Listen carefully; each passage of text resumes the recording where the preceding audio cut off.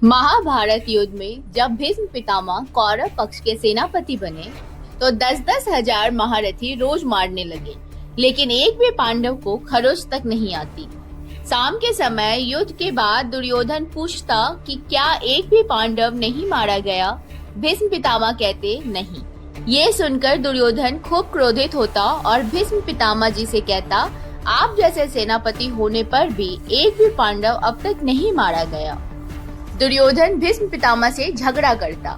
एक दिन दुर्योधन की बातें सुनकर भीष्म पितामह क्रोध में आकर बोले, ये रहे 5 बाण।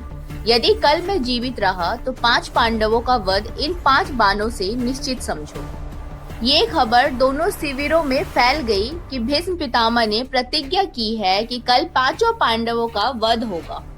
ये खबर द्रौपदी ने सुनी तो उसने श्री कृष्ण से कहा, भगवान सुना आपने, भीष्म पितामह ने पांडवों को मारने के लिए 5 बाण निकाल लिए हैं। श्री कृष्ण द्रौपदी से बोले, जाओ अपनी दासी के कपड़े लाओ। श्री कृष्ण ने दासी के कपड़े पहने और द्रौपदी से बोले, चलो भीष्म पितामह के शिविर की ओर। तुम आगे आगे चलो, मैं दासी की तरह तुम्हारे पीछे आता हूँ। भीष्म पितामह ने द्रौपदी को देखकर कहा, सौभाग्यवती भव। द्रौपदी ने कहा कि एक तरफ आपने कल मेरे पतियों को मारकर सौभाग्य उजाड़ने का प्रण किया है और दूसरी तरफ अभी मुझे सौभाग्यवती भव का आशीर्वाद दे रहे हैं। मैं किस भीष्म पितामह की बात सत्य मानूं, सुहाग उजाड़ने वाले या सौभाग्यवती का आशीर्वाद देने वाले। ये सुनकर भीष्म पितामह घबराकर अपनी जगह से उठ गए और बोले, वो कहाँ है जो तुम्हें यहाँ लाया है, क्योंकि इतनी चतुराई से यहाँ आना और ऐसे सवाल करवाना उसी का काम है। भीष्म पितामह ने दरवाजे के पास देखा तो भगवान श्री कृष्ण द्रौपदी के पुराने वस्त्र पहने दासी बने खड़े थे। भीष्म पितामह द्रौपदी से बोले, बेटी तेरा सुहाग भला कौन उजाड़ सकता है? मेरे जैसा सैकड़ों भीष्म भी तेरा सुहाग नहीं उजाड़ सकते, क्योंकि जिसका रक्षक श्री कृष्ण है उसका कोई कुछ नहीं बिगाड़ सकता। देखो इस गोविंद को, अभी भी ये तुम्हारे लिए दासी बनकर आया है। फिर भीष्म पितामह ने श्री कृष्ण से कहा कि मेरा प्रण तो तुम तोड़ दिए, लेकिन तुम्हारा भी प्रण तोड़ूंगा कल। तुमने कहा युद्ध में मैं अस्त्र ग्रहण नहीं करूंगा और कल मैं गंगा का पुत्र नहीं कहलाऊंगा अगर तुमसे अस्त्र ना ग्रहण करवाया तो। प्रभु अगर मैं जीवित रहा तो कल पांडवों के ऊपर बाण उठाऊंगा, तो आप ये करना कि जो ही मैं युद्ध क्षेत्र में जाऊं, सामने श्रीखंडी को खड़ा कर देना। श्रीखंडी आज भी मेरी दृष्टि में अम्बा है। मैं स्त्री पर कभी भी बाण नहीं चलाता। इतने में अर्जुन से कह देना मुझे बाणों की सैया पर सुला दे। भगवान श्री कृष्ण अब लौटकर पांडवों के शिविर में गए।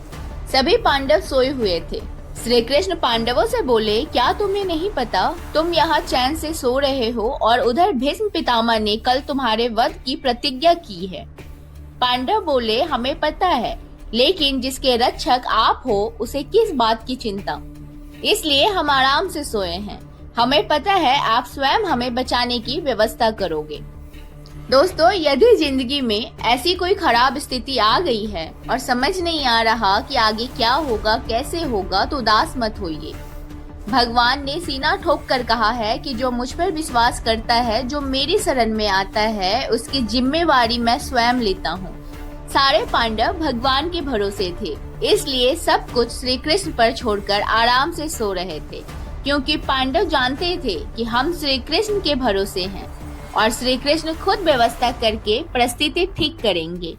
याद रखना, आप खुद कुछ ठीक नहीं कर सकते, क्योंकि आदमी इतना ताकतवर नहीं है जितना वो खुद को समझता है। तो दोस्तों, इस तरीके से भीष्म पितामह ने श्री कृष्ण की और श्री कृष्ण ने भीष्म पितामह की प्रतिज्ञा को तोड़ी थी। तो दोस्तों, जाते जाते एक छोटी सी रिक्वेस्ट है आप लोगों से कि वीडियो को ज्यादा से ज्यादा शेयर करिए, लाइक करिए और चैनल को सब्सक्राइब कर लीजिए। बहुत जल्दी मिलेंगे अगले एक नई वीडियो में, तब तक के लिए धन्यवाद।